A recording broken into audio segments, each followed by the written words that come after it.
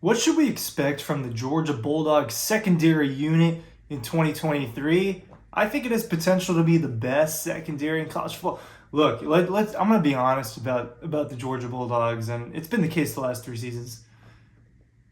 Every single position group for Georgia has the potential to be the best in college football because of how much talent they have across the board. I mean, offensive line has potential to be the best for sure. The quarterback, Carson Beck has potential to be a great quarterback this year. The wide receiver room is stacked. The tight end room is stacked. Do I need to go on? Most of Georgia's position groups have an opportunity to be the best in college football. And the secondary, I don't think, is removed from that. I think that this unit is going to be really, really good. I think it was one of the best units the last couple of years. And the players in the secondary for Georgia have been a part of huge moments the last couple of years. This is a great example, right? Keely Ringo on the cover of Dawg Post. That was the moment for that season, right? That's how Georgia's season ended. And that's how you got these two books, Double Dogs and Dawg Post. Links are down below for that. The preview magazine as well is free with your purchase of Double Dogs. But secondary players have made huge moments in both of these games. I'd have to flip through everything, but Christopher Smith, these are one of his moments, right? Picking up the fact that I got this image actually is an accident, and I did get this picture. But these moments, and Malachi Starks, Kamari Lassiter, Dalen Everett maybe, and Javon Bullard, right? I've heard a lot of people use the word menace to describe Javon Bullard. Those are kind of the highlight players for Georgia secondary. Ryan Curley from Dawg Post here talking about the back end unit for Georgia's defense this upcoming season. They've of course lost two key players, right? Christopher Smith and Keely Ringo. Christopher Smith, I think, is a Georgia. Both of them I think are Georgia Bulldog legends. If you really think about it, Christopher Smith, man, a guy that stuck around, waited his turn, and then makes a huge impact in Georgia's back-to-back national championship run, right? And it all starts with that game against Clemson when he returns it for a touchdown. And he had a lot of huge moments. Other than that, Keely Ringo, obviously the same thing, and I already mentioned one of them. Georgia secondary is battle tested. I think that when you look at the depth, I've got kind of like a mock depth chart pulled up. It's not final or anything, but as far as a safety duo, I don't even have to look at the rest of the. I don't think there's a better safety duo in college football than Javon Bullard and Malachi Starks. I think entering college football, I feel comfortable making that statement. That will probably be the best safety duo in college football. I think Malachi Starks is a top 15, top 20 NFL draft talent when it's his turn to come out. I think he's that athletic. I think he's going to get better every single year. You saw in the opening game, like one of the first couple drives, you saw what Malachi Starks is capable of as both a football player and an athlete when he made that incredible interception against Oregon. Not only one of the best interceptions, but one of the best catches I've ever seen live in person with my own eyes. Malachi Starks, that's what he is.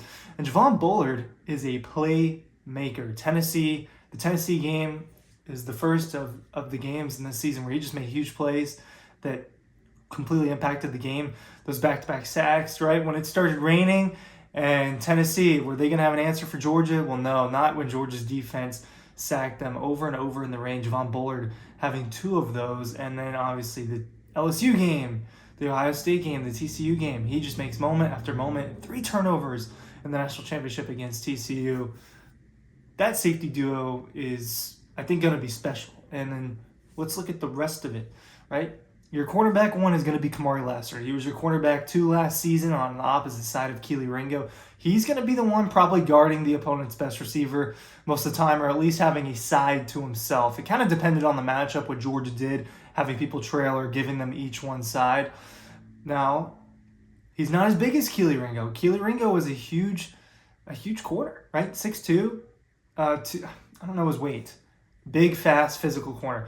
Well, Kamari Lassiter may not be as big, and he might not be as fast, but he is a physical corner as well. I think he's a better open field tackler than Keely Ringo. That's the one thing that I look at Kamari Lassiter, I'm like, wow, he does that better than most corners. Is he can tackle in the open field.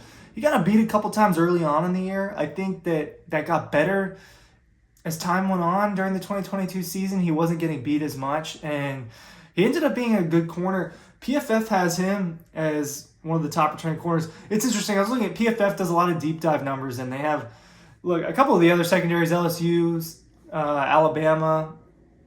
I know Notre Dame has a couple of good secondary players. Penn State has some good secondary players. There are other good secondaries, but I do think Georgia probably has the most talent in that unit. A lot of people think Kool-Aid McKinstry would probably be the best corner in college football, and maybe that's true. He plays for Alabama. PFF has Javon Bullard. Real quick, what they said about these guys. PFF has Javon Bullard as a corner. That's not true. They have him as the 7th best returning corner. The only slot corner on this list. Okay, well, they're calling him a star corner. That's fair. I think he's a mixture. He's the true hybrid. He's defensive back. The only slot corner on this list, Bullard, was an honorable mention for the PFF All-American slot. His grade ranked 3rd among Power 5 slot corners. And then it shows some great plays from him. What did they say about Kamari Lassiter? Georgia tends to leave their corners on islands, making it very easy to see whether or not they're up to the snuff. Lassiter's 190 snaps in single coverage were 6th among Power 5 corners this season. And of his 34 targets in single coverage, he only allowed 13 catches. He'll be the reigning back-to-back champs top corner, and that is true. And this is what they had to say about Malachi Starks. Ranked him as the 3rd best returning safety in college football. He was thrust into the role as a true freshman. He led all Georgia Bulldogs with 847 snaps on defense. He was 3rd best in run defense among freshman safeties. And he was tied for 5th among SEC safeties last season, and he'll return as one of the leaders in Georgia's defense. I haven't even mentioned Tyke Smith, a former All-American. I haven't mentioned a former 5-star transfer, Smoke Bowie. I haven't mentioned 5-star Jonel Aguero, if I'm pronouncing his name. I haven't mentioned Nyland Green, someone who might overtake Dalen Everett for that cornerback 2 spot. I haven't mentioned David Daniel, a guy who I think is going to get on the field a lot. I haven't mentioned Dan Jackson. A player who has become a real leader for Georgia Bulldogs. If you hear the young safeties talk about who leads, they all mention Dan Jackson, right? I haven't mentioned a lot of those guys, and I only talked about Malachi Starks, Javon Bullard, Kamari Lassiter in depth because they are the stars of the secondary, and the other ones are really, really good too.